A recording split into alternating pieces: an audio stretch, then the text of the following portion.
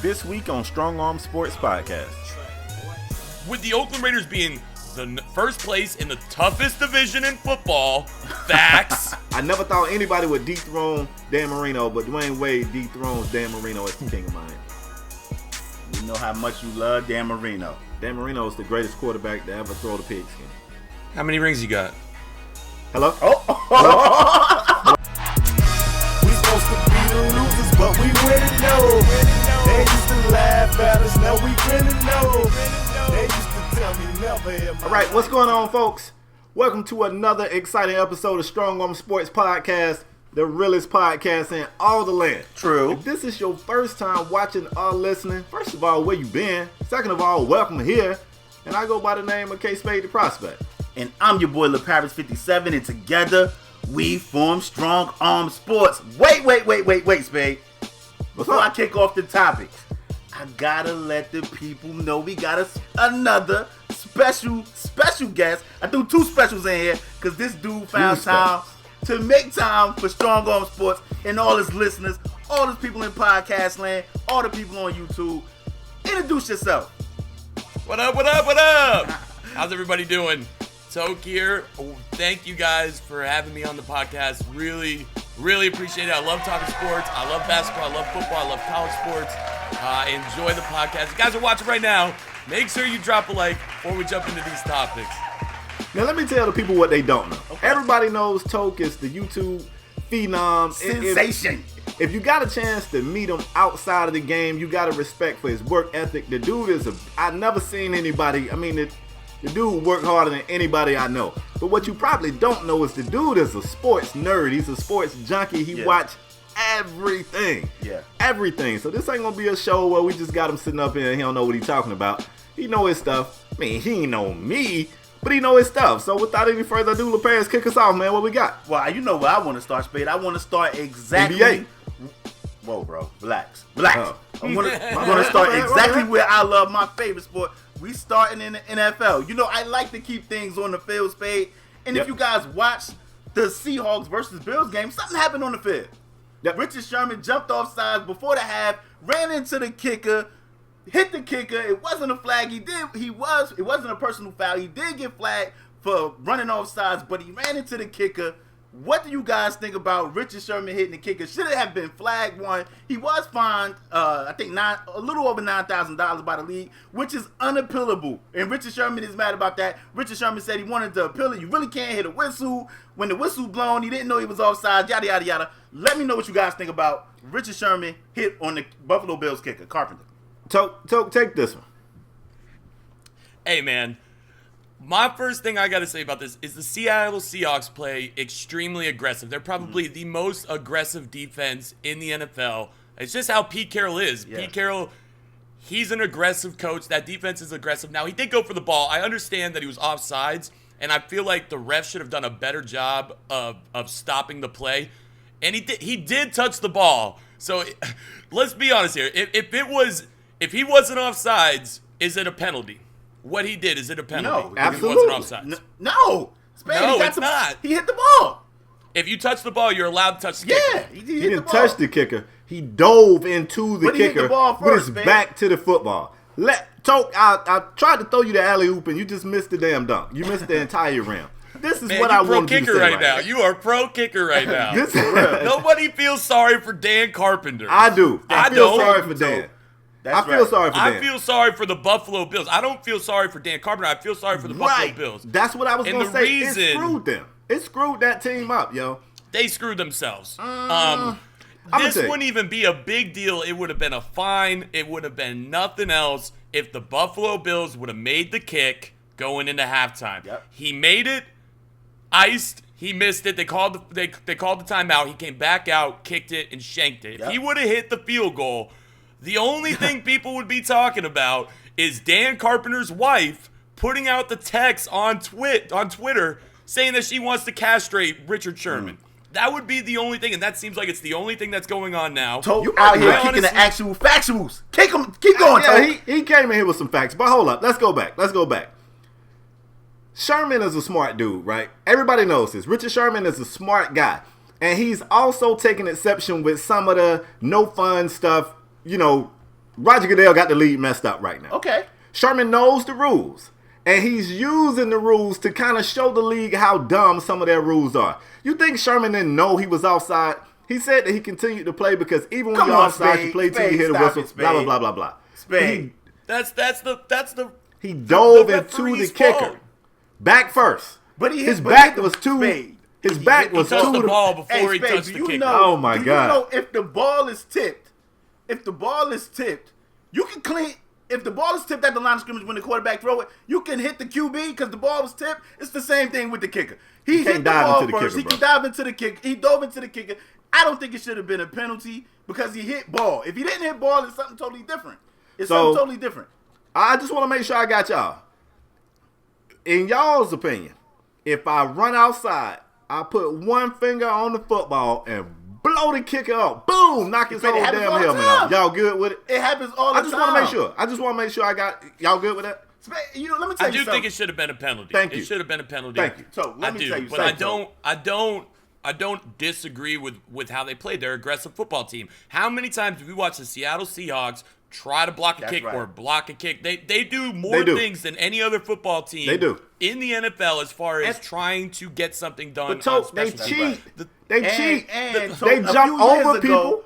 A few years ago, Cam Chancellor jumped over the line of scrimmage. They didn't even know what to call because it's never been done before. He jumped over the line of scrimmage and blocked. I don't think he got it. He might have almost got it. No, they tried to call him. He's done it multiple times. He got like, this is what they do, man. Bobby Wagner did it twice in one game. Also, side note, at the end of that game, it was also a play with Sherman just blowing a receiver up. Basically, what I'm saying is this. I kind of feel like you want your team to walk that line between physical play and dirty. That's what I think. I don't think you want your team to be dirty. You want them to play physical. I'm afraid that Seattle is starting to step on the wrong side of that line. Just my opinion. I wouldn't run it past Pete Carroll if that was a planned play. And I know Seattle Seahawks fans are going to get mad at me, but rule is that if a trainer comes out, you have to sit for an entire play. There was, 4 seconds on the clock, 3 seconds on the clock, which is going to force them to spike the football. Now, Carpenter still hit that next field goal, but it didn't count, and then he winded up missing it going into half. I mean, Rex Ryan was fired up.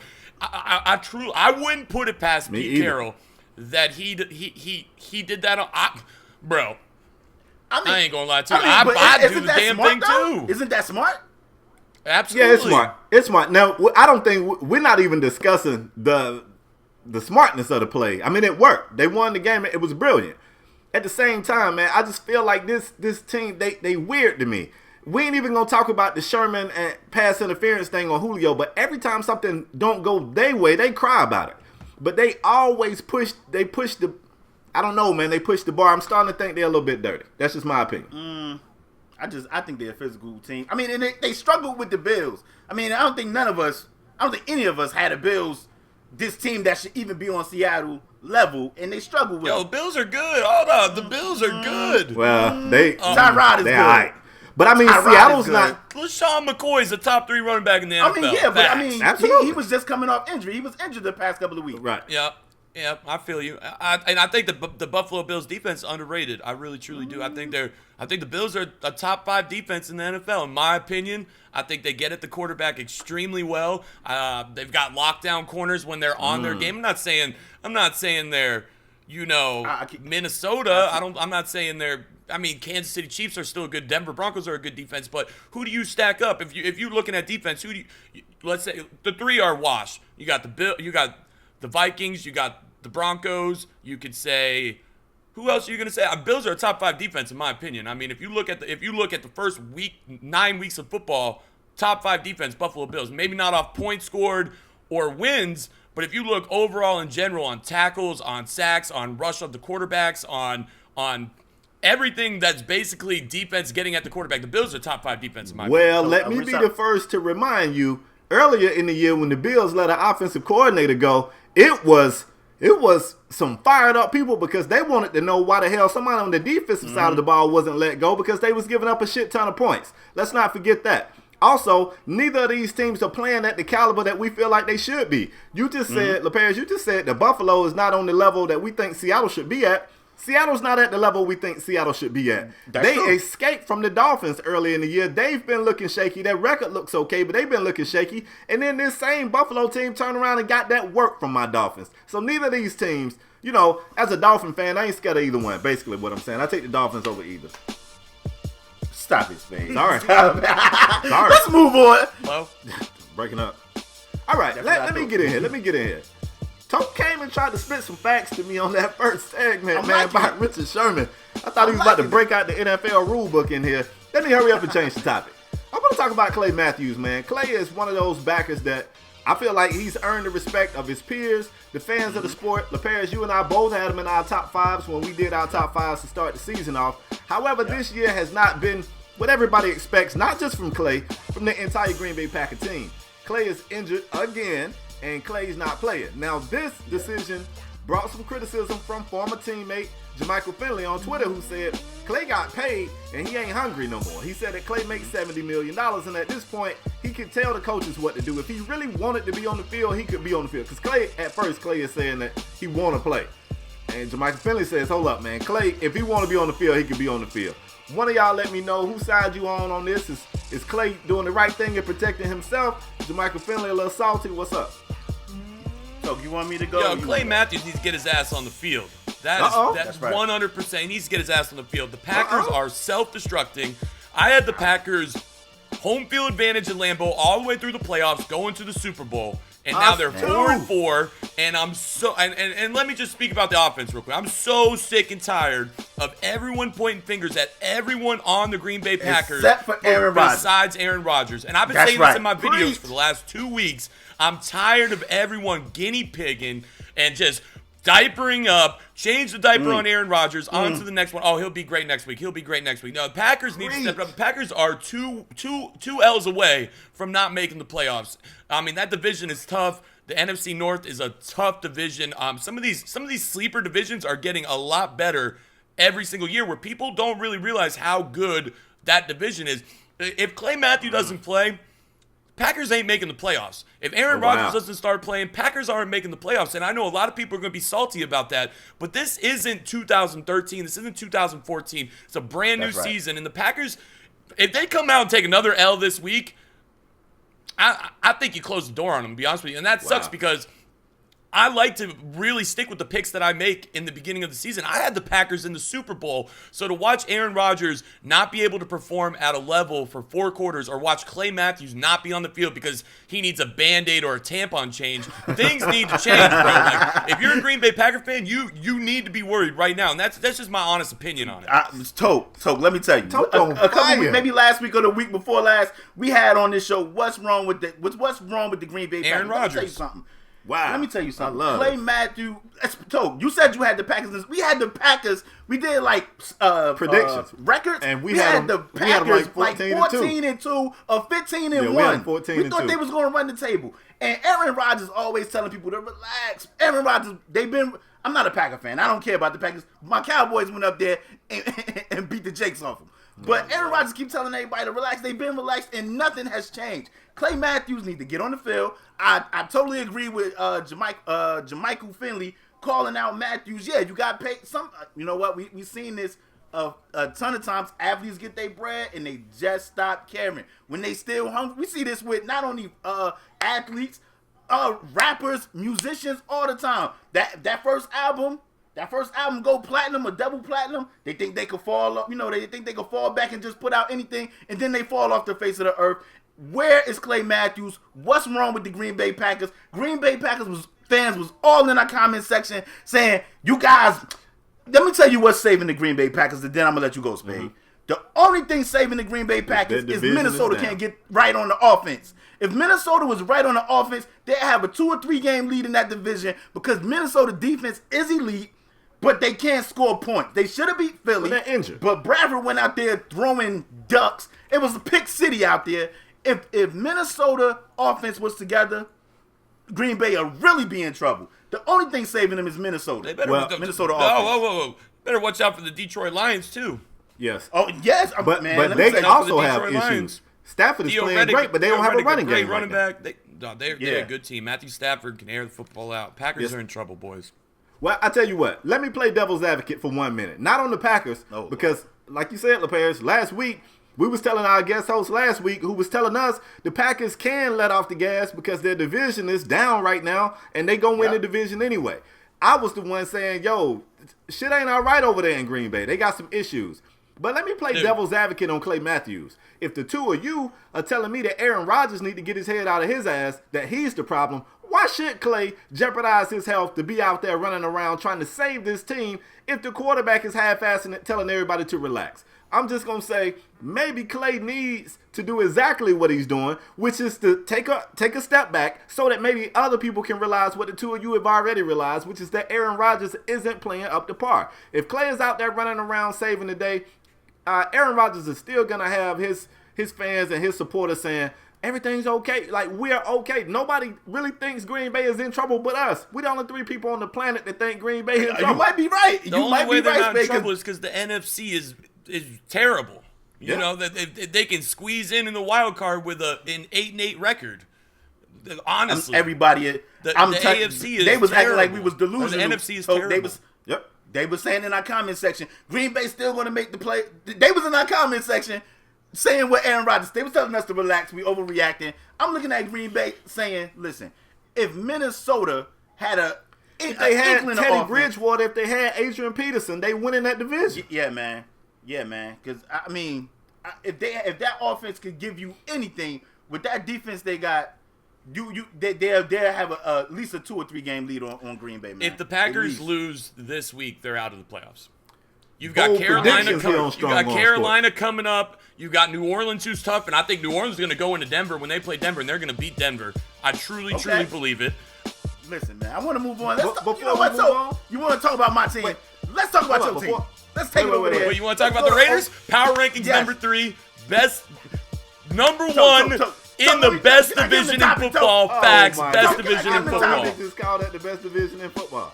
The AFC West is the best division in football. Are you crazy? Lord have mercy. So can I give you the topic? Can I give you the topic? So we want to take it out there to Oakland, or maybe not Oakland in next year. I don't know. NFL owners want the Raiders to stay in Oakland. We know that the Raiders owners want to move them to Vegas. I want to get your take on how you feel about that first. Hold up. Before you go, I want to know why the NFL owners want the Raiders to stay in Oakland. I mean, the Raiders finally got they got a good season going. Let me just say this, Toke, before you go in. Me and Spade both have, before the season starts, the Raiders as a sleeper team that we think could be, they got an up arrow. They on the climb. We both seen this from the Raiders. We both seen this. I think we both still had Denver winning that division even with no quarterback, but we did have the Raiders with an up arrow.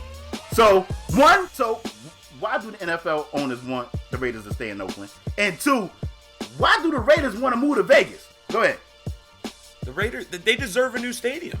They 100% deserve a new stadium. They're the only team in sports that has a multi-sport platform crossing for a stadium. Oakland A's, Oakland Raiders. I think everyone when you think about the Oakland Raiders, when you think about the Raiders, you think about Oakland. You think of Northern California. A lot of great traditions there, a lot of very proud fans. The Raiders are the only team in the NFL that will be 0-12 and sell out the stadium. You know what I'm saying? Now, the Vegas stadium looks great, and real quick, I know I touched on this on my stream. On a personal level, I said that I would be okay if the Raiders moved to Vegas. For me personally, just because I looked at it as I could hop on a plane, I can get off a plane in Vegas, I can go to the hotels, I can gamble for a weekend, go to the stadium, 5 minutes down the road, and back on a plane home. That to me would be a fun weekend for the rest of my life in football. Now, tradition-wise, that would I want them to stay in Oakland, but the problem with that is Oakland's not giving them a stadium. If they're not going to give them a stadium, they've got to go someplace else. Okay. The Chargers are making a push to go to L.A. I don't want the Raiders to go to L.A. I don't want them to share a stadium. I really think they're going to wind up in Los Angeles or in Las Vegas. I really, truly do. I think so, too. I think it's going to take a couple years. I mean, if you look at that stadium, it's going to be the best stadium in all of sports. and it's probably be like that for a long time. I mean, and if you look at like the upgrades that they've done from when they built the Cowboy Stadium, where everyone was like, "Oh my God, this Cowboy Stadium," then you went to the Viking Stadium, and now you have the Raider Stadium. If you overlook all of them, I mean, the Cowboy Stadium is still, I truly believe, the best stadium in sports. But with the backing of the Las Vegas hotel owners, the tax cut for Las Vegas, it makes sense to me. You cannot put, and especially with the Oakland Raiders being the first place in the toughest division in football, facts, toughest division in football. If they go out and they win the division, which I truly hope they do, I really do, and let's say they advance in the playoffs, they play someone like Pittsburgh and they knock Pittsburgh off, and they go into New England and they play the Patriots for the AFC rematch of the AFC Championship, win or lose at that point. You can't continue to put a team that's on the rise. You can't continue to put a team that, Derek Carr, if Derek Carr goes in and he wins the rest of the games and loses one or two maybe. I mean, I know people are talking about Matt Ryan being the MVP, but Derek Carr, in my opinion, is the MVP of the NFL. If that happens, if he continues down the path that he's going, I truly believe he wins MVP. Give me this damn Toke, microphone. let me ask you one. Hold up, Spade. Give me 1 minute. Let me ask Toke one question. Toke, I need a yes or a no, Toke. You still mad about the tuck rule? Every day. Fuck Tom Brady. He said every day. Go ahead, Dude, Spade. they ruined the Raiders, man. That stupid rule. They ruined the Raiders. That started the Patriots dynasty. It really did. It really did. And you know what happened? It ruined the Raiders. Because you know what the Raiders did the year after? They went to the Super Bowl with John Gruden on the other team. If that tuck rule, if that fumble never happened, the Raiders, John Gruden might still be coaching the Raiders at this moment. We might have never drafted fucking Jamarcus Russell. We might have never drafted all these people. Who knows? Calvin Johnson might have been drafted by the Raiders at that point. I know I'm getting crazy right here, but we passed up AP, Calvin Johnson, Patrick Willis to draft Jamarcus Russell. Let's just say if John Gruden never left, who knows what would have happened. And that didn't happen, and I suffered for 15 years. But hey, we're back. First of all, you said so much shit that needs my correction. I don't know where to start. I'm going to start here, though. First of all, right here in Atlanta, the Mercedes-Benz Stadium that's being built right now is about to kick everybody's stadium's ass. That's one, okay? Including the Dallas Cowboys, LaParis. About to kick y'all stadium ass out. I'm glad they got a stadium. That's one. For two, right now, that division has the best records. They have the best records, but nobody thinks that's the best division. First of all, as great as the Denver defense is, that offense is atrocious right now. It's injury riddled. I don't know what's going on at quarterback, and that damn team just cost me being the champ of the pick'em game because I picked them and they broke my heart. So that's right. I let picked me the Raiders. say that division ain't that nice.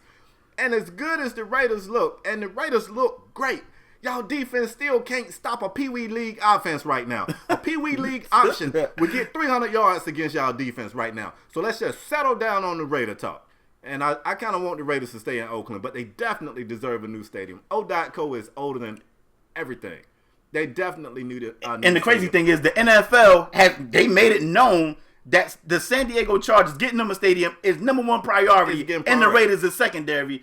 I mean, you just can't. Come on, man. The Raiders been playing there forever, man. That's why the Raiders always moving. Like, the Raiders done been in L.A., Oakland. Like, come on, man.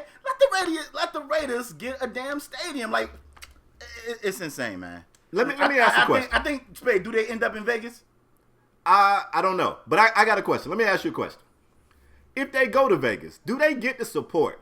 I mean, don't get me wrong. I know Vegas is saying they're going to get behind the team and all that, but Vegas is one of those towns where you don't hear much about the residents. You hear more about the visitors. You think people going to fly into Vegas for a weekend of gambling and finish it off with the Raiders? I know you would, Toke, but you're a Raider fan. I really question whether or not they get that support that they get. Like, the Raider fans are crazy. I don't know that they get that in Vegas. I really don't. I think, Spade, UNLV been trashed for mad long, and they get support at them games. I don't know. Shit else to watch. That's what I'm saying. Ain't nothing. I mean, if you from there, I'm pretty sure the allure of gambling isn't that big of a deal. It's not to locals. You know what I mean? So I guess if the Raiders was to move there, they'd be like, something new? let me tell you something. I think all teams going to end. I think it's going to be an NBA team in Vegas soon. I think it's going to be an NFL. And I'm not saying the Raiders. I think the Raiders move to Vegas, but I think it's going to be an NFL team there. I think it's going to be first of all, it's too much money over there. They just letting money go, so they want that money. But I think teams will end up in Vegas. I don't know if it's going to be the Raiders. I think it's going to be the Raiders because the Raiders just can't keep playing there and getting secondary treatment from the league, man. Especially now that they have become good again. They put the Raiders on the back burner before because they've been trash. But now it looked like the Raiders definitely have an up arrow, so they definitely got to do something. The Raiders cannot keep playing. They've made the facility better. I mean, Jack Del Rio came in, and the first thing he said before he signed with the Raiders was, are you going to make the facility better? And he went down with a huge list of stuff that they all delivered on. He was like, he even went like, I want better parking for my team. I want better this. I want better that. I want better that. And Davis gave it to him. He gave it to him. Yeah. But as far as playing on a field and as far as traveling for the Raiders, I've been to away Raider games before. When I was at the Tampa Bay Buck game, when Derek Carr passed 513 yards, I'll not forget about that, 513, in overtime. It damn near came in the fourth quarter in overtime. It turned into a home game for the Raiders. If you watched the Jaguars play Oakland the week before, there were more Raider fans at that game than there were Jacksonville Jaguar games. The Raiders will travel. They flock. They're all over. I think it surprises people because the Raiders have been the meme of the last 15 years of the shit team in the NFL. And there's a lot of Raider fans no matter where you go. Is it going to be like it is in Oakland? I don't think so, and that's one of the main reasons why I don't want them to leave, because the atmosphere in the black hole, man, that black hole is real, bro. It is real. Yeah. It's loud, and especially for that facility. I've been to the Coliseum. I went to the Coliseum 10 years ago, and I actually watched the baseball and a football game back to back there, and it was old then. I can't even imagine what it's like now. Right. That's crazy. So my last statement, Spade, and then we can move on. So I'm not about to let you say Derek Carr passed for all these yards against the Bucks. Why was they in overtime with the Bucks? Come on, man. The Bucks took them to overtime. They did end up winning the game, but the Bucks took them to overtime with no Doug Martin. I love Jameis. That's my dude. Went to Florida State. Jameis is my guy. Dude, Jack West Rogers might be a better running back than Doug Martin. What? I like Jaquiz, but I ain't gonna go that far. Also, I did just get the producers of the show just sent me a message and said, I'm gonna read it right here on the air. Tell Toke it wasn't more Raider fans at the Jags game. The Jags fans bought both jerseys because they predicted the Jags would lose and they just switched midway through. That's why you didn't see them at first, but in the fourth quarter, it was Raiders jerseys everywhere. They just took the Raiders jerseys out the bag, put them right over the Jags jerseys. That's what happened. Can we get into some NBA talk? Please. That's what everybody want to hear about. If we got to. We got to. Not only do we have to talk about the NBA, we got to, in some way, shape, form, or fashion, talk about my Miami Heat. In case you guys didn't know, man, this was the first reunion. The prodigal son returned to Trey 05 MIA, yo. What's up, Spade? Dwayne Wade and the Chicago Bulls. It's more about Wade than the Heat. Dwayne Wade and the Chicago Bulls came to Miami to play against the Miami Heat. It was a lot made about the fact that Pat Riley and Dwayne Wade haven't spoke. I think Pat Riley felt the heat. He went and tried to send an email. Dwayne Wade said he saw the email, but he didn't click on the email. I don't know if he thought Pat was going to send him a virus. I don't know what the hell is going on. But outside of the off the field, off the court stuff, let's talk about the game. It was a pretty competitive game. It came down to the wire. Did you see anything that surprised you in that game, LaParis? No, I mean the fans, during the game, I'm going to just say this.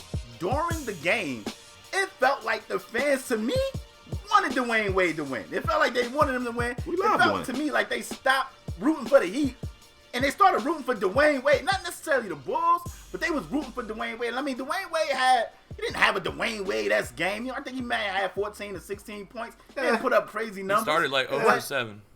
Yeah, I mean, he didn't have a Dwayne Wade-esque game, but it felt to me that they was rooting for Dwayne Wade to win the game so they could look at Pat Riley like, look what you did. Like, come on. You got rid of this dude. I mean, I'm on record saying Pat Riley, we got to run a joke on this show, told that Pat Riley in the mob, and Pat Riley is like, if you ain't with me, then you against me, and you know what I mean? But Pat Riley, to me, I think he made a mistake not giving Wade the money, especially when you get Tyler Johnson, who I like. I'm starting to like more now. Tyler Johnson is becoming a baller. Spade, swear to God, he been a baller. But Tyler Johnson, if Tyler Johnson could get $50 million, Dwayne Wade should get $100 million. That's just I said that on the show plenty of times. I think Pat Riley made a mistake. I think at least Pat Riley should have paid some homage. Not that you don't send the email the day of. Once you realize Wade was going, you should have been contacted Wade. Like, look, man, ain't no hard feelings. You are Miami. This is Wade County. And when you come back, they did. No, the reporters did say that they put a nice little montage of his highlights on the screen. Yeah. During the commercial break, and the fans stood up and clapped, and even Pat Riley stood up and clapped. But I'm looking at Pat Riley, and I'm like, Pat Riley may have certain players. I think should have finished their career with certain teams, and I think Wade should have ended his career with Miami, especially when he took plenty of pay cuts so he could bring all them other athletes there. Come on, Pat Riley. So spit them facts to him, bro. Spit them facts. I think he's happy in Chicago. I really do. That's where he's from. That's where he wanted to go. I mean, who had a better career in Miami than Dwayne Wade? Nobody. Yeah. Nobody. Dwayne Wade, he did what he needed to do in Miami. They won championships. He took pay cuts, and he wanted to go back, and so he went to Chicago. I think he played a good game. I watched the entire game. I think him and Winslow were having a competitive battle. They were going back and forth. Yeah. There was some pushing. There was some shoving. There was definitely some flashes of Dwayne Wade from 10 years ago in that game. He also missed a lot of shots. Dwayne Wade had an opportunity to drop 35 points on the Heat if he would have just started off hot. I feel like he realized that it was most important for him to win. And, shout out to Jimmy Butler. He got that steal on that fast break. Could have easily yammed it down. Instead, he turned around. He gave it to Dwayne Wade, let him dunk it. The crowd was rooting for Wade. They really were. They were rooting for Wade the entire game. I felt like most people were happy that he won. Tyler Johnson, I'll touch on that. I think Tyler Johnson is a great player. I think he might be one of the best players coming off the bench in the NBA at this moment for this season. I truly do. He plays 30 minutes a game. He doesn't start, but he plays 30 minutes a game. He's a great shooter. He needs to work on actually controlling that offense for the Miami Heat, because when Tyler Johnson's on the floor, you see Justice Winslow becoming your point guard, and I think that's one of the I think they need to get away from that. They need, Dragic. I don't even think he's going to play tonight. I think he's hurt. I think they're going to look on either Tyler Johnson or this other guy, Josh Richardson, to actually start at the point guard tonight, if I read it correctly when I was looking at it yesterday. So, I mean, I understand where the Heat went. Like, they want to go young. They got Whiteside. They got Winslow, Winslow, I mean, he's young. He can play the 40 minutes that the Miami Heat need him to play. And at the end of the day, Chris Bosh is gone. Can Dwayne Wade come out day in and day out, carry that team with 40 minutes played? Because if he only can play 29 or 30 and he has to be the main person for that team, are the Heat going to win? I don't know. I mean, Whiteside's a good player, but he's not going to get 20 and 20 for you. He's not going to get 20 and 20 for you. He might get 10 and 18, 10 and 12, 20 and 12. But Let me jump in here. And this has not been the popular opinion. I'm a Heat fan, you guys know it, on Miami, everything. Heat, Dolphins, Kings. Oh, Lord. Other Heat fans don't like that I say this. They don't like it. But let me just be honest. That's what I do. I give y'all the strong arm truth. That's what this show is about. Unfortunately, the Dwayne Wade that we saw in that game, that's the Dwayne Wade that we were starting to see more of as his career continued to get older. Is that fair to say, well, okay, he can't produce at that high level anymore, so maybe we don't want you? No, that's not fair. And I'll be the first to say, I wish Dwayne would have stayed in Miami. I wish that the offer Pat Riley made to Dwayne Wade, the second offer, I wish that was the first offer, and we wouldn't even be having this conversation. The first offer was disrespectful. I understand Dwayne being pissed off. I understand him dipping. It later came out that even though he took the $50 million deal with Chicago, the $45 million deal with Miami would have actually paid him more because of the tax, the fact that it's a huge tax difference in the two areas. At that point, it was personal. He was pissed off. He felt disrespected. He dipped. I understand it. I'm on record as saying he won't say it now. You never hear him say it now. After his career is over, when he's older, when you sit down and talk with Dwayne Wade, he's going to say that he regret not finishing his career in Miami. Pat Riley is also going to say he regrets it. But let's talk about this right here. Dwayne Wade, I got it right here. Dwayne Wade shot 5 of 17 in that game. He led his team in turnovers as well. He had 3 turnovers. The team only had 10. 3 of them belonged to him, and he only had 13 points. Toke just alluded to 2 of those 13 points was a gimme on a fast break that should have been Jimmy Butler's 2 points, if we being honest. So at some point, the Bulls players was trying to help Dwayne Wade get some easy looks so it wouldn't be such an embarrassing night for him. I'm not trying to kick Dwayne Wade when he's down. The Dwayne Wade you've been seeing with Chicago, the shooting threes and doing all that, you're not going to get that Dwayne night in and night out. Those are rare catch lightning in a bottle moments. This Dwayne Wade is the guy you're going to see more often than not, and Pat Riley has a job. His job is not to be Dwayne Wade's best friend. It's not to be his homie. It's not that any of that. His job is to try to put the best team on the field, on the court to represent the Miami Heat, and I feel like he's trying to do that. I don't like what he did with Bosh, but at the same time, I get it. Pat Riley is business first and his personal relationship second. He will sever the hell out of those personal relationships to make a business decision. You're not always going to like it, but I understand it. So, yeah, man, Dwayne Wade, I would love for that dude to still be a member of the Heat. But, man, like you just said, if you look at it, I don't understand why they don't start Tyler. They start in Dragic. That's the guy I want the hell up out of there. Dragic makes the max. Or it was the max when we got him. He makes the max. He's giving us about 20 minutes a game. You got Tyler Johnson coming off the bench, producing better than him. He's playing more minutes than him. He's producing better than him. Josh Richardson is playing more minutes than Dragic. It just, Miami definitely got some issues they need to iron out. You've been hating on Dragic since y'all got him. Well, because I don't feel like we got the Dragic we thought we was getting. Like, at first they said, well, you know what?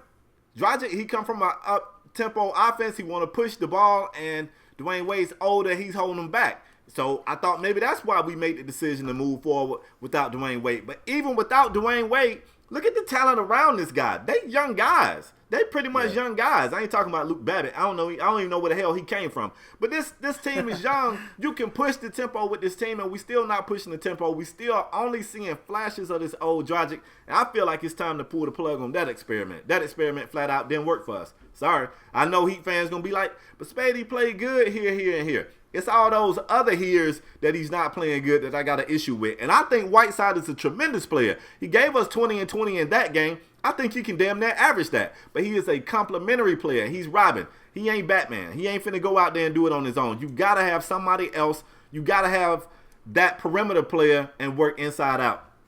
It's just my opinion on it. But Dwayne Wade being back in Miami, I was glad that the fans didn't boo him or do anything disrespectful. I didn't think he would. I mean, he just did too much for the team, man. He is truly the king of Miami. I never thought anybody would dethrone Dan Marino, but Dwayne Wade dethrones Dan Marino as the king of Miami. And we know how much you love Dan Marino. Dan Marino is the greatest quarterback to ever throw the pigskin. How many rings you got? Hello? Hello? Hello?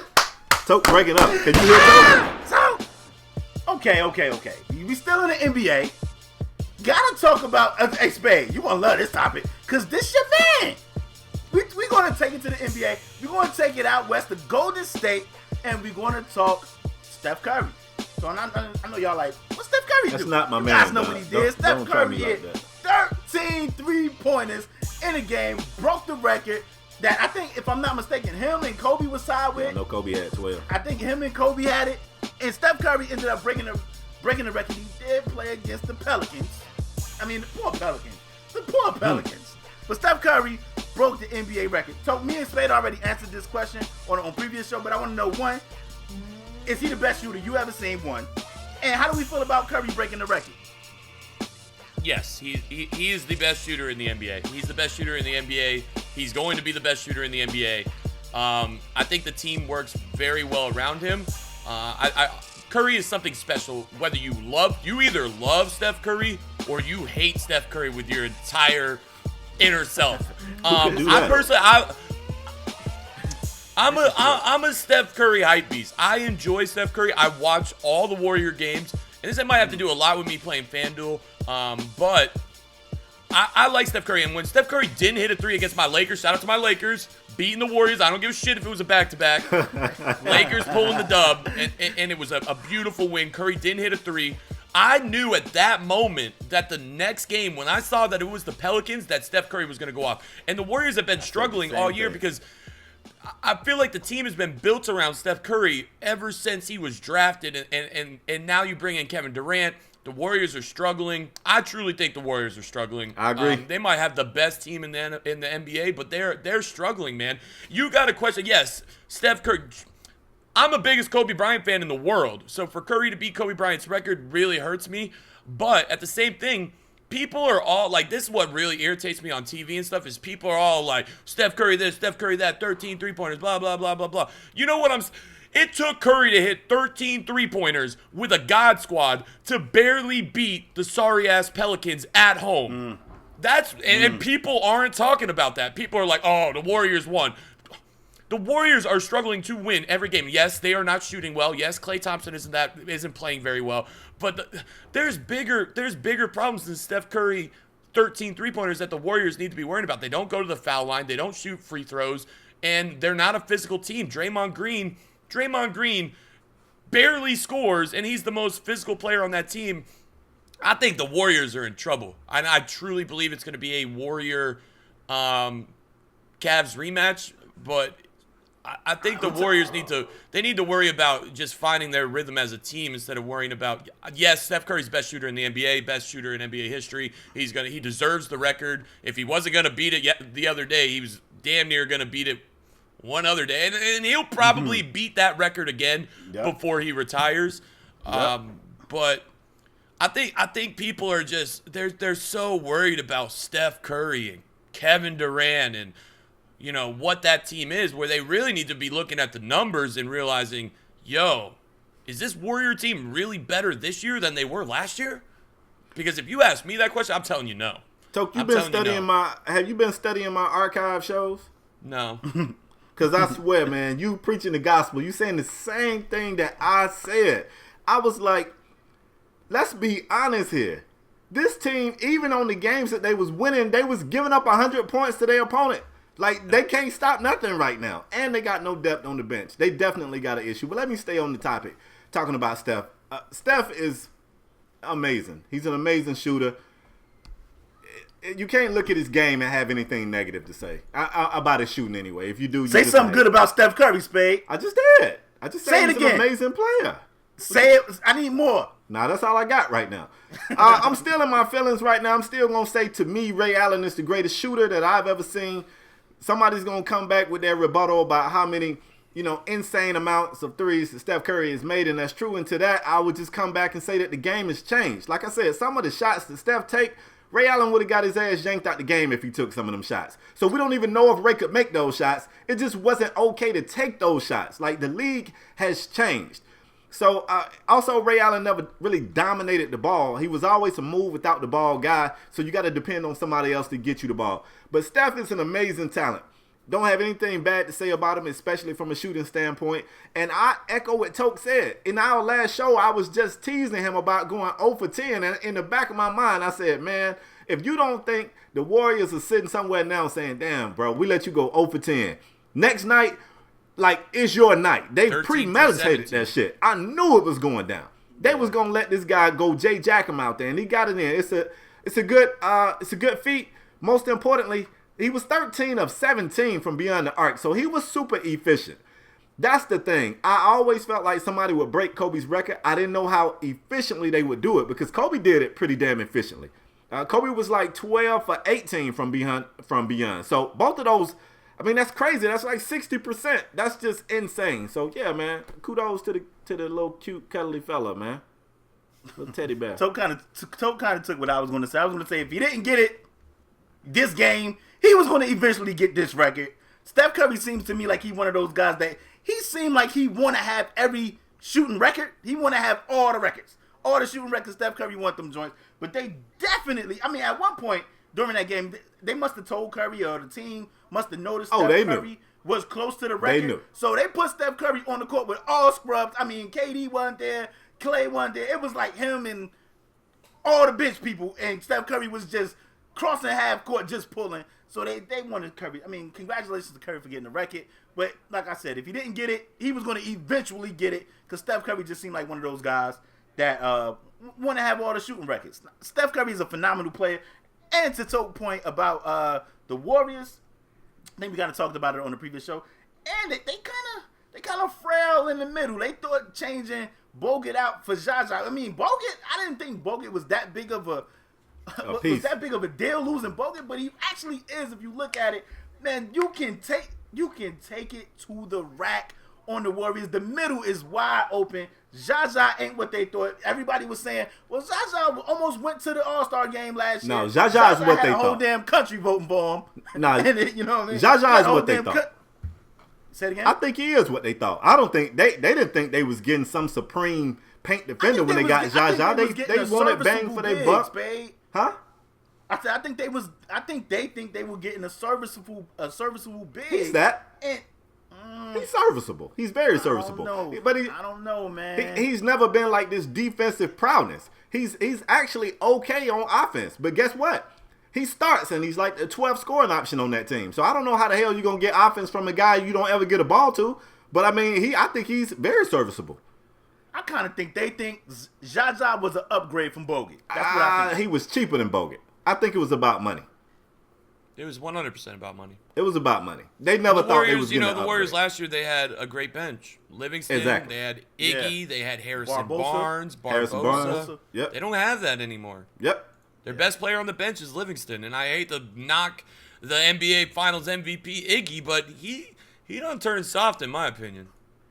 And he complained too much. Like, I don't know what this. He needs to, when he gets on the court and plays his 28 minutes, he needs to control that team. And what the Warriors are you're finding the Warriors doing now is they have to leave Curry or Clay or Durant or Green on the court at all times. You know, and I understand what they're doing. Like the Klay Thompson, Warriors up 30. Klay Thompson playing garbage minutes with the scrubs. You know what I'm saying? They're trying to pad his stats. They're trying to keep these guys happy. Exactly. Which I said ain't gonna work, and I said Klay will be the first to bolt. And I'm always right, so you just wait on that. Klay gonna be gone. They're trying to get Klay an all-star appearance right now, and that's exactly what they're doing, padding his numbers because he's struggling so bad. And he had that one game where he played good, but other than that, Klay Thompson's been trash. Yep. And then what they do, trash. They put him in for the last 6 minutes of the game while everyone else is on the bench. All the other starters, you got Curry, Durant, and Green all sitting to each other, buddy, and then you see Thompson get off the court. He walks to the end of the bench. He doesn't interact with the other people. You can tell that he's kind of separated right now. And I wouldn't be surprised if Klay Thompson is gone before the trade deadline or gone. Don't sound like me. Year.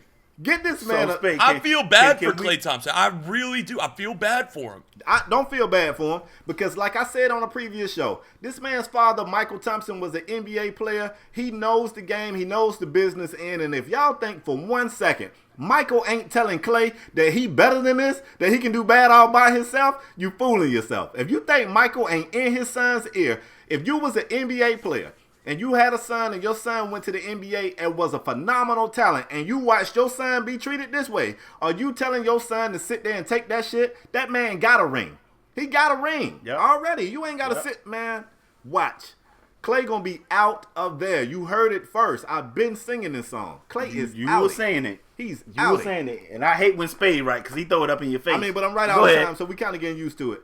One other thing I want to say before we move forward about the Warriors, and I feel like we all pretty much saying the same thing, but another thing that I think is going to hurt this team, and it's working right now, but I just don't think you can keep playing okay, all right, I know we didn't get you the ball today. Tomorrow's your day, and don't you worry, KD. Tomorrow we're going to make it Klay's day, and then the next day is KD's day. Dre, we ain't forgot about you. I don't think you can play basketball that way. Somebody's going to get left out. Somebody's going to be pissed off. And also, Steph kind of drew some criticism. It was people after that game who felt like Steph was a little too happy about breaking the record and not concerned enough about the dogfight that they was in and the fact that they damn near lost while he was chasing. They kind of, people starting to feel like Steph is more about me than we. I don't know if that's true. I just read that, so I wanted to share it. But move on. I got another segment. This one right here is going to be pretty fun. You guys know me. Sometimes I take weird approaches to things. So I saw something in the news this week. Greg Oden was talking about the fact that he's going to go down in history as the biggest bust of NBA draft night. He says he's the biggest NBA draft bust. And that's got to be tough to say. Nobody wants to do that. Nobody wants to turn around and point the pistol at themselves like that. And it got me to wondering, like, damn, is he? So I'm gonna ask y'all, whichever one of y'all want to take this. In your opinion, is Greg Oden the biggest NBA draft bust? And if he's not, who is, in your opinion? Go, Toke. I'm gonna say no. Okay. No, just for the fact that he was drafted in 2007, and that was one of the weakest drafts I think I've ever seen for a year. You can go down the list of the entire first round.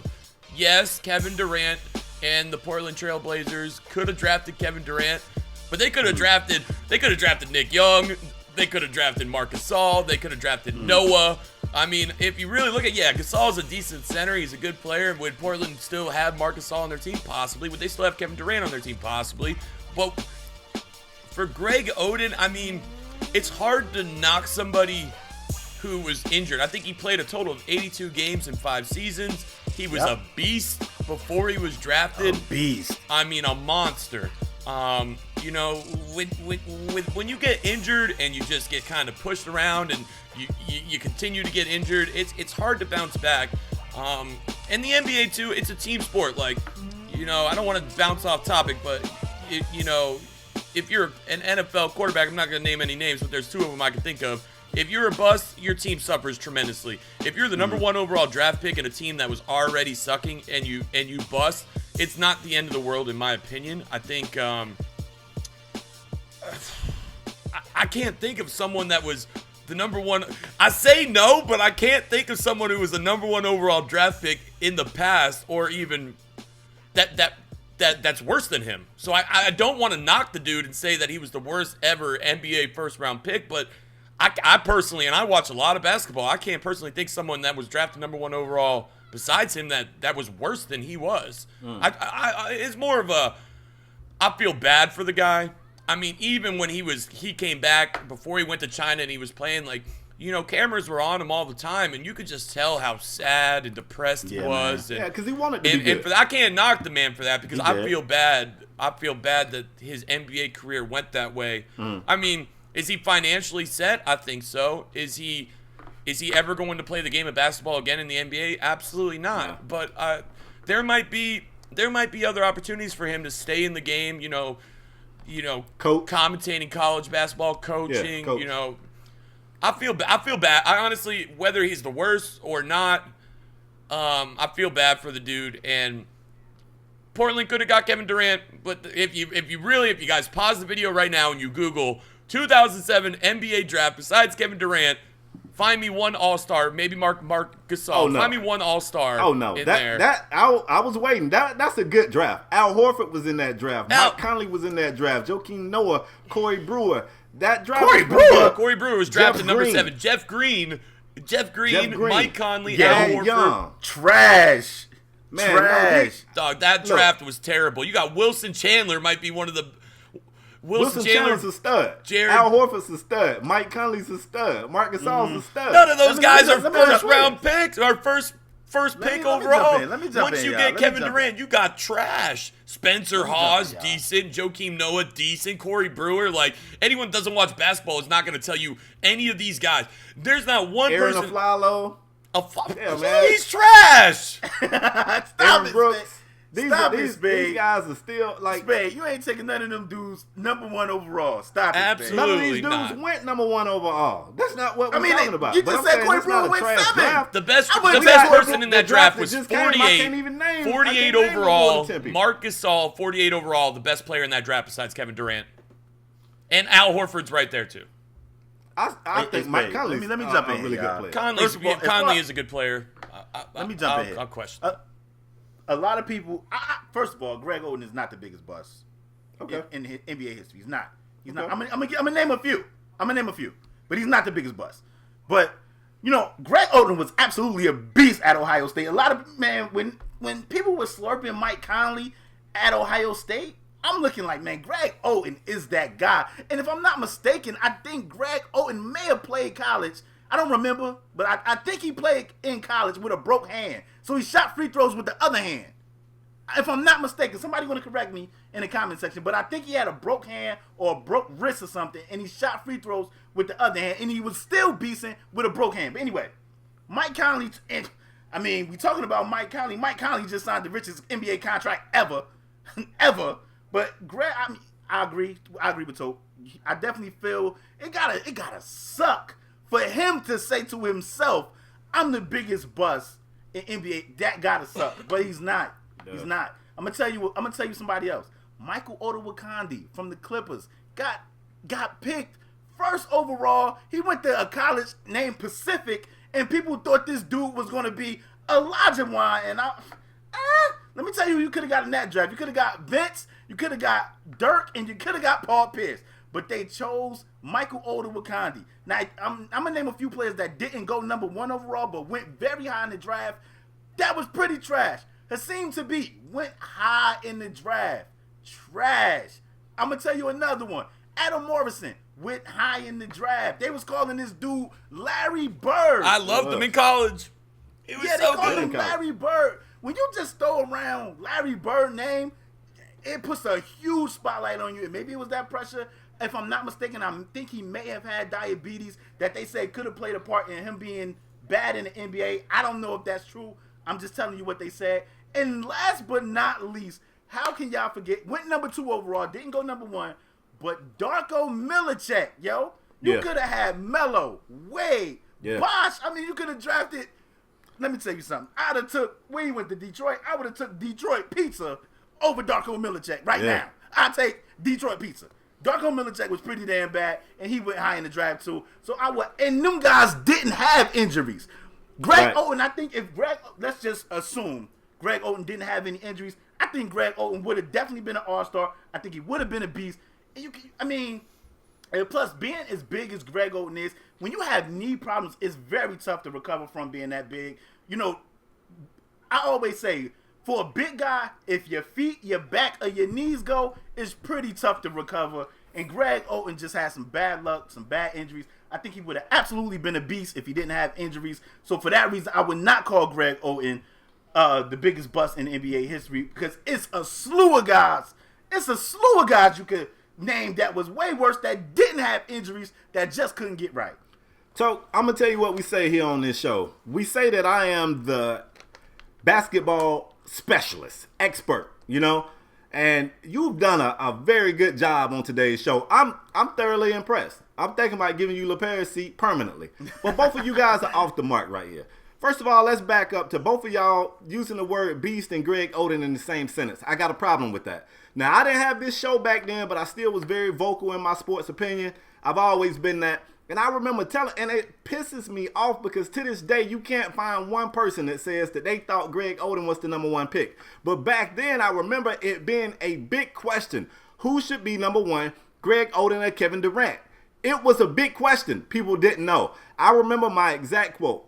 I said, this dude won't even be to the level of Dwight Howard. He never had offensive game. He had a basic little hook shot, just a basic hook shot, but he was a glorified shot blocker. At best, he was Dikembe Mutombo. He averaged about 15 points a game, and somebody's going to say that's pretty good, and it is to today's standards because, like I've alluded to in the past, college players don't put up points anymore. But I'm talking about back in the day when people like Michael Beasley was dropping 30 a damn night playing center.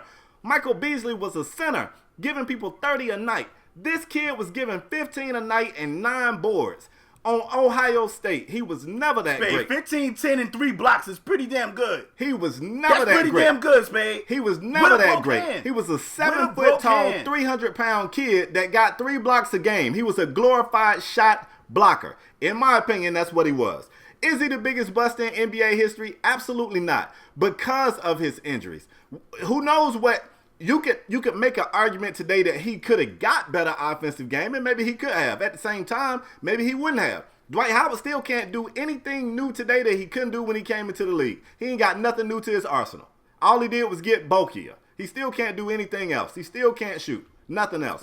So it's not a given that Greg Oden would have gathered these things. I ain't about to let you do that to Greg Oden, because Greg Oden had 15, might as well say 10 because it's 9.6. That's 10 boards and 3 blocks a game. Spade, he averaged 15 and only took 10 shots a game and made 6 of them. What I'm trying to get you to see is... But he took 10 shots. That was dunks. He took 8 dunks a game. But they only gave it to him 10 times a game. If you would have gave him 20 touches like you gave Shaq with LSU, he would have had more points. He took 10 shots. Bro, what I'm trying to tell you, the difference between him and a Shaq, you could give Shaq the ball outside the paint. He had the post game to get himself in the paint, and he was big enough to push people around. You had to give Greg Oden the ball damn near under the cylinder. He had to be in the paint. You couldn't give him the rock outside of the paint. He had nothing. I'm telling you, I remember this. He had nothing. Now, let me do something that you guys not going to be ready for. The biggest bust, to me, I want to say the biggest bust is Darko. Because Darko did go number 2 off just, I don't even know what the hell they was thinking. I won't say it was the Candy Man. I'm not going to say it's Oliver Candy because he didn't even play basketball until he was 18. He was 18 before he played basketball. Who the hell thought this guy was going, I mean, what the hell? The Clippers. The Clippers. But you know who I want to give my biggest draft bust in NBA history to? You Kwame ready? Brown. Both of y'all sitting down, right? Kwame Brown. No. I'm going to give it to Michael Jordan. Oh, my gosh. Yeah. You know why? Oh, my gosh. You know why I want to give it to Michael Jordan? Because 2 of the names that we talked about was picked by Jordan. I'm talking about Adam Morrison was drafted by Jordan. That was his first pick when he became in power in Charlotte. And Kwame Brown was his first pick when he became in power in Washington. For Jordan to be such a great talent, he sucks at picking talent. So for that reason, Jordan, you're the biggest bust in NBA draft history. Stop picking trash-ass players. What else we got? Spade, I'm on fire today. Spade. I'm on fire. Come on, man. I'm on fire. What are you doing? You see what I got to deal with? I got to deal with this fire every on week. me right now. This is what I got to deal with every week. This man Spade, wild. I'm on I'm fire. not going to let you slander the greatest player ever. Don't slander He Jordan. is the greatest player, but he is Let's the see what worst he does now drafter. with his picks. He sucks, bro. He took Adam Morrison with his first pick of being They after was he calling dropped him the ball Larry on Bird. Kwame. He came They back was and he calling him took. Larry Bird, Spade. And Jordan They thought should he was know. Larry Bird. Right. That's He what cooked the it. experts Spade, in the he suits cooked. that never played ball said. But Jordan should know. He played ball. Spade, that's not true. That's not true, man. He should know. Them dudes, everybody thought Adam Morrison was going to be. Not me. I Man. call Adam Morrison. I call Jimmer Fredette. And I'm shocked as hell that J.J. Redick's still around. I said these guys, they can't create their own shots. They're only going to be specialty players. You can sit them up in the corner. They can knock threes down all day. If you give them the ball and tell them get open, neither one of them can create a damn shot. I've been saying that. I've been singing that song. Jimmer Fredette, the reason why Jimmer used to come across half court and shoot, because he couldn't fucking get by nobody. That's why he was shooting from way back there. He couldn't get by People love nobody. Jimmer too. Jimmer wasn't it. But let's move on. We're going to take it to college football. I know y'all think we're going to talk Alabama. College football. Y'all think we're going to talk Alabama. Y'all think we probably going to talk Washington. We should probably talk Miami. Nah, Canes ain't got nothing going on. We ain't talking no Canes. Y'all probably think we're going to talk Washington, but we're not. We're going to take it to a little college down there in Florida. No, not Miami. Yeah, little We college. ain't little. Damn it. Not Miami. We're going to take it to FIU, Florida International University. If you guys didn't know, the tight end from Florida International University, I think his name is Jonnu Smith, was chilling, got a pregnant girlfriend, and his girlfriend wasn't getting enough attention. I know you guys want to be like, oh, he probably was cheating. She wasn't getting enough attention and poured boiling hot water on him, which is insane. Said she wasn't getting enough attention, and once she poured the water on him, he still was, I guess he was incapacitated. He couldn't get right, boiling, scalding hot water on him. She still didn't like the attention she was getting and started open hand beating the dude up, and he is now currently out for the rest of the season. Word on the street is the kid has enough potential to play in the NFL, and that may be in jeopardy because he is out for the season. Fellas, how do we feel about this situation? One of the craziest situations that happened this week. If you're going to go to the NFL, you're going to go to the NFL regardless. At the most, he's a late draft pick. It's not like he's going to be in Chicago or New York, and they're going to call his name. I watched some highlight tape on the guy because I didn't really know who he was. He's special. He's definitely better than a lot of these tight ends in the league. He can definitely make a practice squad. I don't think at this moment him being out for the season is really going to jeopardize him. I'm not sure how bad these burns are. People have overcome cancer and played back in the NFL. So to compare someone getting boiling water jumped on him, he needs to take this time and focus about what's going on with his lady. I'm big on if you have a kid with someone, you try to work it out. You try to be with that person for the rest of your life. You try to give your child the best opportunity to have a mother and a father every day and twice on Sunday. So at that moment, I think he needs to worry about that. His bitch crazy though. All right. Like, the fuck are you doing? I mean, If he can make it to the combine, if he can get invited to the combine, I truly think a team's going to take a chance on him.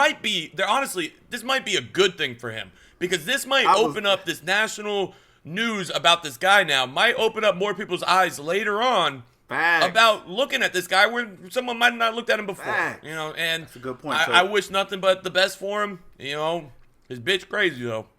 I was looking everywhere to try and find out how severely was he burnt, where was he burnt at. Like, I couldn't find it. They just said he was burnt severely. I don't know, but I want first of all, he gotta get his relationship in order. Definitely, he definitely gotta get that in order. Whether it's that, I don't know, whether it's as counseling, leaving her alone, just take care of your kid. But she's definitely cuckoo because I mean, like I said, I was looking everywhere. I read that it could potentially jeopardize his NFL career. Like I said, I don't know where he was burned at. I'm like, damn, for it to jeopardize his career, where the hell was he burnt? Was he burned on his hands? Can he not catch anymore? Like, what the hell? Where the hell was he burnt at? I don't know. I couldn't find it.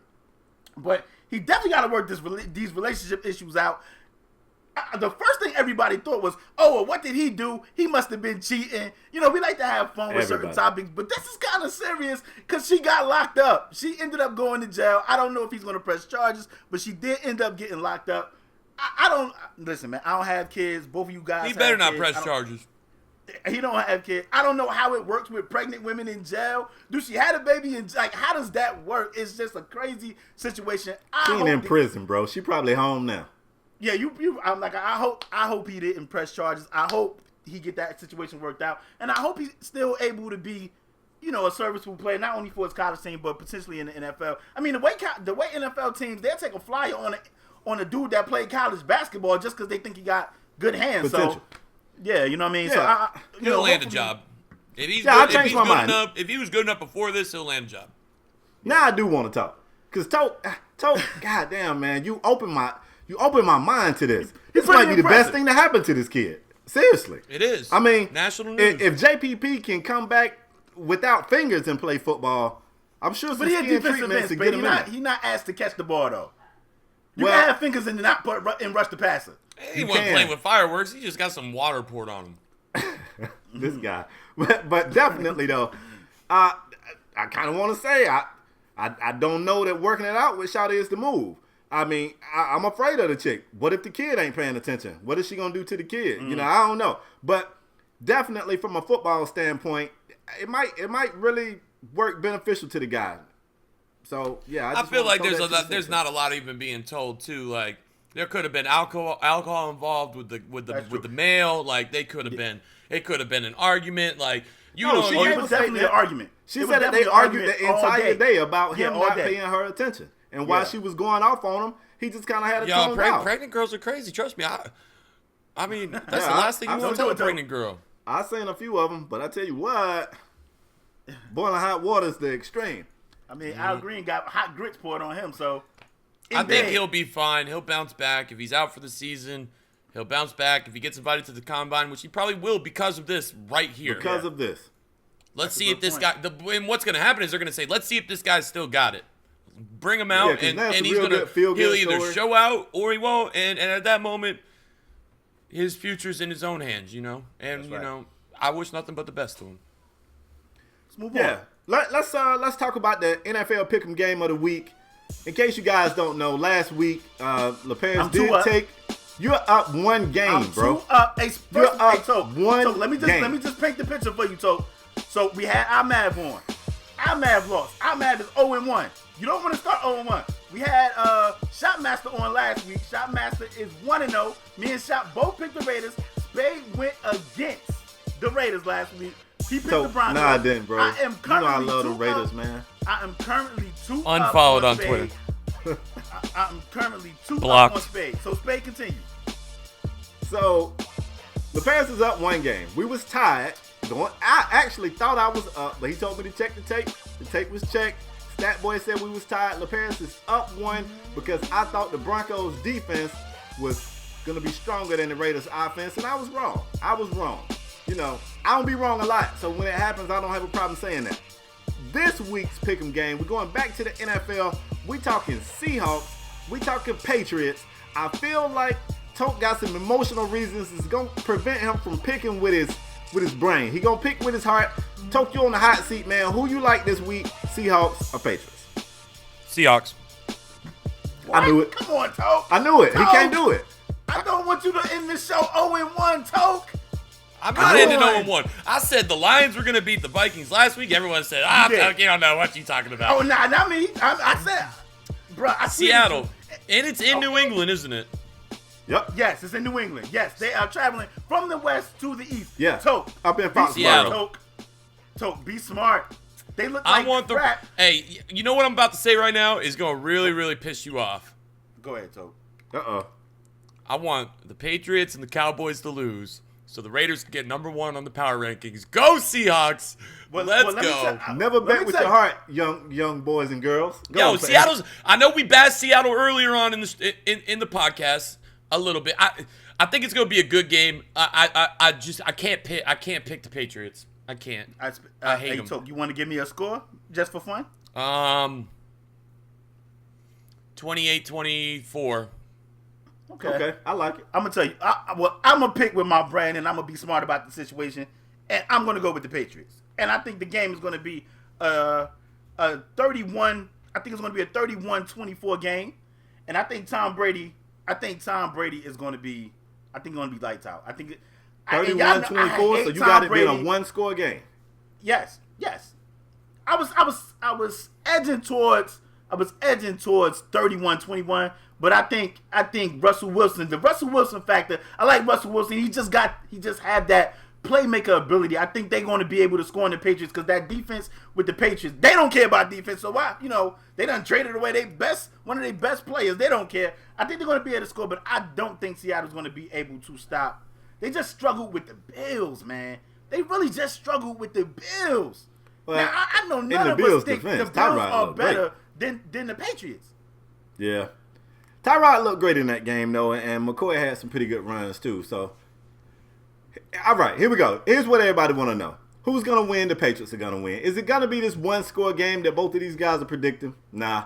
Afraid not, man. Seattle's offense, flat out, they don't look good. They just don't look good. There ain't no nice way to put it. Now, Jimmy Graham is going to be the X factor. If they get Jimmy Graham going, it's going to be a close game. But they're going to lose either way. If they can't get Jimmy going, I think it could get ugly. I think it could be 31-14-ish. And Belichick, who I hate, but damn near may go down as one of the greatest coaches ever. I hate him. But Belichick is great about taking away what you want to do. So if people that like Seattle think that Belichick is gonna allow them to get the ball to Jimmy Graham, for Jimmy Graham to go wheels, he's not gonna allow that, man. Jimmy got some momentum though. Gonna allow that. And Jimmy kind of got this thing called you ain't gotta allow me to do shit because I'm like 6'8". So I mean, okay, Jimmy gonna make some plays.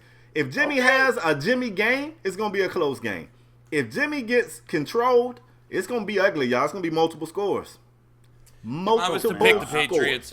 If I was to pick the Patriots, which I'm not, they're gonna blow them out. Okay, but so you I'm say going with Seattle. If you was going Patriots, then you don't even see it being close. I can dig it. No, it would be a blowout. But I can't pick. I can't pick the Patriots. But if I was, they flood them badly. Hey, I love it. I know I'm bouncing from both sides of the pie. But if you know me personally, you understand why I picked my first pick. Yeah, if you watch my streams, if you watch my videos, you know the hatred I have for the Patriots. But you gotta love them with your mind, not your heart, man. Like I bet I put $25 on it right now. I give you the 25 if they lose. I just want them to lose. I don't care. Hey, and let me just say this for the record. Y'all know I'm a Cowboys fan. Everybody know I'm a Cowboys fan. Toke, Spade, you can vouch. What did I say earlier in the week? I said I got the Cowboys getting dotted up this week because ain't no way I see Big Ben, AB, and those boys playing that bad again. I mean, they kind of turned it on in the fourth quarter, but it was a little too late. This ain't a pick'em game. I'm just talking. I kind of agree. I got the Cowboys losing this week. It's going to hurt my heart. I hope the football guys don't allow it. But I think it's just the way the Steelers have lost versus the Steelers. Yeah, I mean, if the Steelers have won 3 of their last 4, then you would think the Cowboys. But I mean, the Steelers done lost 3 in a row. I think I agree. They coming for the Cowboys. I said that earlier in the week, man. I said no way, Big Ben. You got another week of Big Ben healing up. I mean, you might as well just have gave Big Ben the day off last week because for 3 quarters he was trash. Like it was like he wasn't even there. They was just handing the ball to Le'Veon Bell the whole game, and the Ravens, shockingly, which I didn't even know, have a good rush defense, and it was 3rd and 6. They would just hand it to Le'Veon Bell. But I definitely got the boys losing this week. I hope I'm wrong though.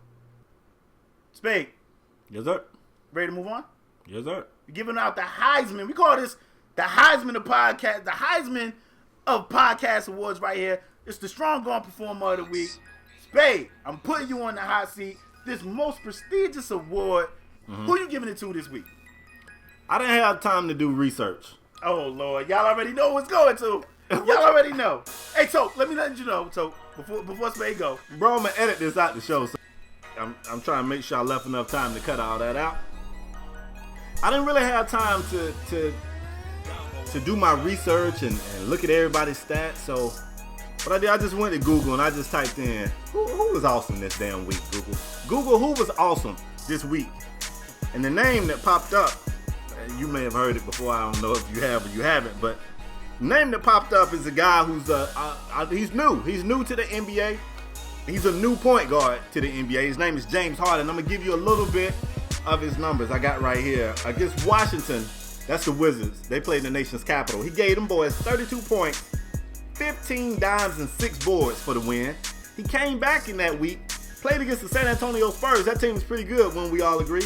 Gave those boys 24 points, 15 dimes, and 12 boards. Gave him a trip dub. He is the best point guard statistically so far this season. And he definitely was this last week. So, I mean, I can't see anybody more deserving than James Harden. For these performances, not this, for these performances, James, you are my strong arm performer of the week. Welcome to the show, James. Who wins tonight? I heard of that guy. Houston or San Antonio against Harden? Harden. Who wins tonight? So, what you... Does Harden win tonight against San Antonio? He got him again? Yep. They barely won in San. I just want to know. Oh, yes or no? One word. I tell you what. Yes or no, Spade? You asked you a question. Yes, they win because they got James Harden, the best point guard in the NBA. So glad. So, give me your strong arm performer of the week, Toke. I've got Derek Carr all day long. Derek Carr all day long. Goes in, the most underrated player on social media, in my opinion. Ooh. Derek Carr goes in. He didn't have a good game against Denver, but he got the win, and ultimately, to me, that's all that matters. He didn't throw a touchdown, but what? He made the plays. He made the plays. You gotta at least give it to Latavius Murray. No, I'm going Derek Carr. Oh my God. Derek Carr. But I do want to flash on somebody else that isn't my favorite player in the NFL or anyone. Okay. 2 strong arm performers of the week. This is a first. I'm setting trends, dog. I'm setting trends. This is gonna surprise a lot of people. Gordon Hayward.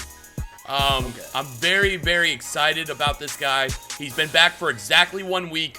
Utah Jazz have scored over 100 points every single game he's been back. He's dropping 20-plus points, 10-plus rebounds, 5-plus assists ever since he's been back. Gordon Hayward definitely deserves some recognition on the show because he's going to be he's an amazing player, and I don't think people give him credit. People don't even look at him at all, and I think he's one of the best small forwards in the NBA. Derek Carr, Latavius Murray, Gordon Hayward, 3, bam. Don't at me. My God. Don't at me, dog. Yo, he just did 3 strong arm performances. Hey, let me tell you something, ladies and gentlemen, when you got a special guest, sometimes they just go out and change it. This was not scripted. He just said 3 strong arm performances of the week when we usually just give one. And one of them didn't even throw a damn touchdown. And let me tell you, speaking of Gordon you know what he did do? Get him First and place. Chandler Parsons mixed up all the time. Spade get Gordon Hayward. I really do. Gordon Hayward and Chandler Parsons all the the same time, person man. in my head. But let me tell you, somebody got to be objective on this show. Spade picking Carr, which we already knew. I kind of knew. I knew it was going to be a Raider. I didn't pick I knew it was Carr. going to be a Raider. I didn't think it was going to be Carr. I thought it was going to be Murray, but he went Carr. So he can't be objective. Spade can't be objective. He give it to James Harden. James Harden is deserving. He give it to James Harden every damn week. Even when James Harden released these trash This ass is James shoes, Harden's he give first it to James Harden. performer of the week for this basketball Let me give season. y'all the real strong arm performer of the week. And that's none other than Stephen Curry. He had 46 points. He went 13 of 17 from 3. He broke the 3-point record. He had 5 boards. He had 5 dimes. He had 2 steals. Versus the trash-ass Pelicans. I know the Pelicans was trash, which they barely beat, but that's kind of because they got AD. They kind of got AD. So, for that reason, Steph Curry, you are my strong arm performer of the week. He went Wells. And I think he's the one that's well-deserving of being a strong arm performer of the week. Spade, you biased. Toke, you biased. That's not fair. Hey, Gordon Hayward's not biased. Hey, James Harden, Toke, that's not biased. So, first of all, you picked 2 Raiders before you picked Gordon Hayward. That's true. That's pretty damn biased. I just wanted to go with Derek Carr because I'm excited that I'm in first place in the division, all right? If I had to truly pick someone, it would be Gordon Hayward. Toke, do you have any siblings? Do you have a younger brother by chance? Yeah. You do have a younger brother. Yeah. This is awesome. It fits. Could your younger brother break your damn ankles on the basketball court? Because that's what just happened to Steph Curry. Just got his damn ankles broke by his younger brother. We can go ahead and wrap the show. You can't get your ankles broke by your younger brother and win no awards on my show. I don't play that. Hey, his little brother's playing good. I'm happy for him. That's what I'm saying. What you mean? He's serviceable. Serviceable. I mean, tell you the truth, His last 2 games been amazing. He should be starting for that team. Tell you what, I don't have a younger brother, but if I did, I wouldn't let him beat me at nothing. He damn sure wouldn't break my ankle. If I rolled my ankle, I would fall on him and take him to the ground with me. We both would go down. He in the NBA too, Spade. Come on. Anyway, listen, man. As usual, we want to thank you guys for joining us. Toke, want to give a special shout out to you, man. We want to thank you for making time for SAS and its supporters, man. We greatly appreciate it. Listen, man, anytime you want to be on the show, you're more than welcome. I always been a fan of yours.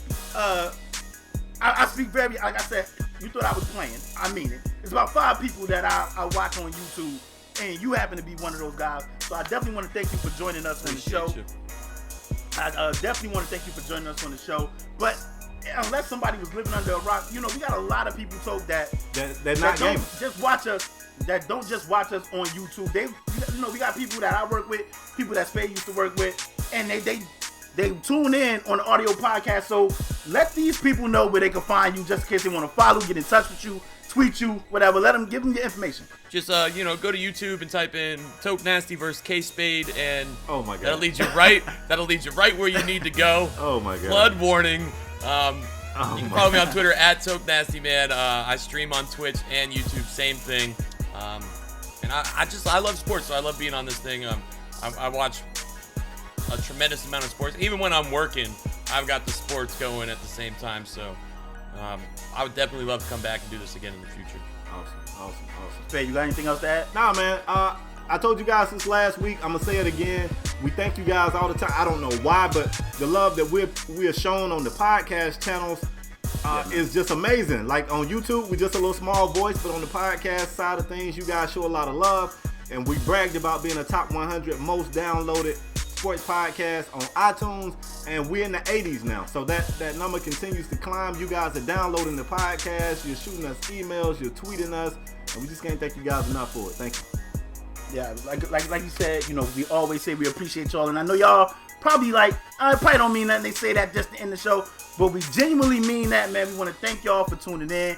We want to thank Toke for joining us, and as usual, we really appreciate y'all, man. We will see you guys next episode. We out. Peace.